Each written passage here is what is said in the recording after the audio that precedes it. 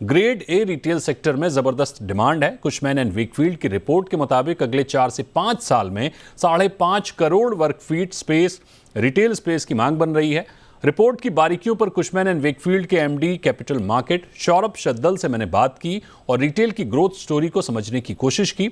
आप भी सुनिए पूरी बातचीत। आपकी रिपोर्ट हमने देखा, करीब 55 मिलियन स्क्वायर फीट की मिनिमम डिमांड आप बता रहे हैं पैन इंडिया। मिनिमम डिमांड से क्या आशय है और किस तरह की अपॉर्चुनिटीज आपको दिख रही, किस तरह से रिटेल शिफ्ट होता दिख रहा है, रिटेल चेंज होता दिख रहा है, एक बार एक्सप्लेन करिए। जैसे हमने रिपोर्ट में बताया कि 55 मिलियन का जो डेटा है वो इस तरह है कि इंडिया की इकॉनमी जो आज 3.8 ट्रिलियन डॉलर की है, जो 2027 तक सारे ड्राइवर यही बता रहे हैं कि ये 5 ट्रिलियन डॉलर की इकॉनमी हो जाएगी, दुनिया के हम तीसरे सबसे बड़ी इकॉनमी हो जाएंगे। तो जो आज पर कैपिटा 2600-2700 यूएसडी है पर कैपिटा, वो 4000 और 4000 के ऊपर चली जाएगी। कि आज इंडोनेशिया में जो कि आज 4500 यूएस डॉलर इकॉनमी है पर पर्सन, मिडिल इकॉनमी, वहाँ पे जो पर कंज्यूमर स्क्वायर फुट है मॉल का वो 1 है, 1 स्क्वायर फुट। सिर्फ इंडोनेशिया के डेटा को के पास पहुँचने के लिए बाई 27 हमको 55 मिलियन मॉल की ज़रूरत है, स्पेस की। हमने सिर्फ उसको आपस में जोड़ा है और हमें तो ये लगता है कि इससे ज़्यादा ज़रूरत होगी, क्योंकि जो आज 60 मिलियन स्क्वायर फुट मॉल हैं जो ग्रेड हैं, ये सारे ग्रेड ए मॉल हैं जो सिंगल ओनरशिप हैं और अच्छा एक्सपीरियंस क्रिएट करते हैं। तो उनमें से 8-10% स्पेसेस ऐसे होंगे जो रिडंडेंट हो जाएंगे। तो एक्चुअली जो 60 मिलियन स्क्वायर फुट अभी हैं उसमें 5-6-7 मिलियन जो होंगे वो अब उस चीज़ को सर्विस नहीं कर पाएंगे जिसकी हमारी ज़रूरत है। तो एक्चुअली जो 55 मिलियन है ये 60 मिलियन के ऊपर चाहिए। और आप एक समझें कि हमने लास्ट 70-72 साल 75 साल हो गए हैं, हमने इस इतने सालों में अभी 60 मिलियन बनाया है।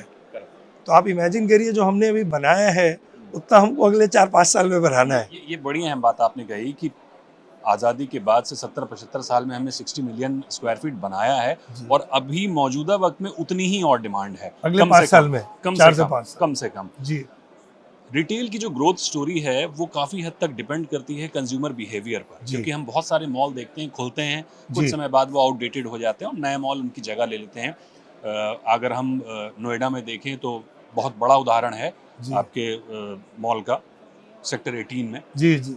तो ये जो कंज्यूमर बिहेवियर है किस तरह से बदलता हुआ दिख रहा है, मॉल्स किस तरह से सोच रहे हैं, बिकॉज ये एक लंबा इन्वेस्टमेंट है, लॉन्ग टर्म होराइजन है जी। किस तरह से ये पूरा शिफ्ट होता, चेंज होता हुआ दिख रहा है कंज्यूमर बिहेवियर और रिटेल का उनके साथ कोलैबोरेशन। तो आज जितने भी अच्छे मॉल हैं वो इसलिए अच्छा कर रहे हैं कि वो सिंगल ओनरशिप में है। तो जिन्होंने वो मॉल बनाया है वो मॉल सिर्फ ब्रिक एंड मोटर और रियल एस्टेट के हिसाब से नहीं बनाया है, उन्होंने ये बनाया है कि उनकी सोच ये रहती है कि जो हर एक इंसान उस मॉल में आ रहा है उसको हम एक वाव कैसे क्रिएट करें।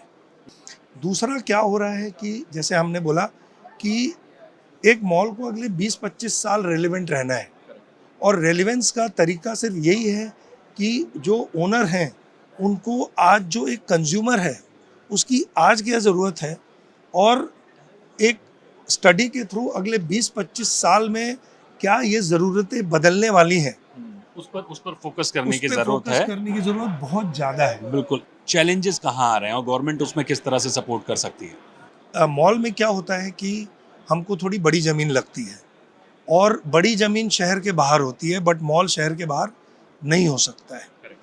और आज जो गवर्नमेंट, हम हर एक शहरों में गवर्नमेंट ने जो आज एक नए FSI नॉर्म्स लाए हैं उसके हिसाब से गवर्नमेंट इंफ्रास्ट्रक्चर तो बना रही है जहां गवर्नमेंट को और मेहनत शहर के अंदर करना पड़ेगा।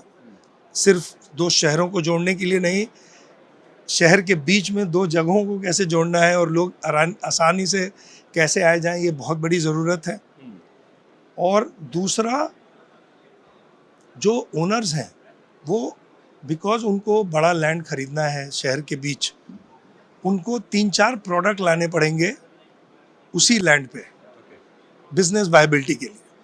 तो ऐसा नहीं होगा कि सिर्फ मॉल बना रहे हैं, वहाँ उनको उनके स्ट्रेंथ के हिसाब से या तो वो कुछ ऑफिस स्पेस लाएंगे, क्योंकि ऑफिस भी बहुत अच्छा कर रहा है, होटल्स ला सकते हैं, होटल्स और बहुत अच्छा कर रहा है।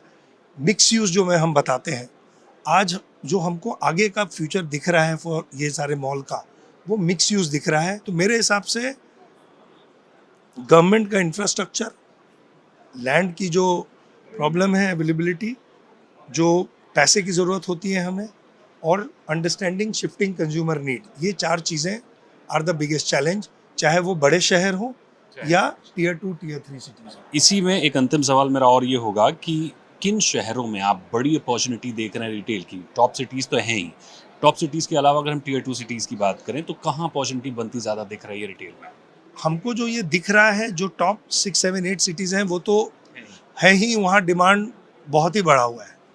जो बाकी शहरें हमको दिख रही हैं, वो हर एक स्टेट का कैपिटल दिख रहा है नेचुरली, चाहे वो अहमदाबाद हो, सूरत हो, जयपुर हो, चंडीगढ़ हो, लखनऊ हो, भुवनेश्वर हो, कलकत्ता है, गुवाहाटी है, नागपुर है, फिर आप नीचे आए तो कोयम्बटूर है, कोची है, हैदराबाद तो है ही, फिर आपको जो आंध्रा में बढ़ेगा विशाखापट्टनम है, इधर गोवा में हमको काफ़ी दिख रहा है।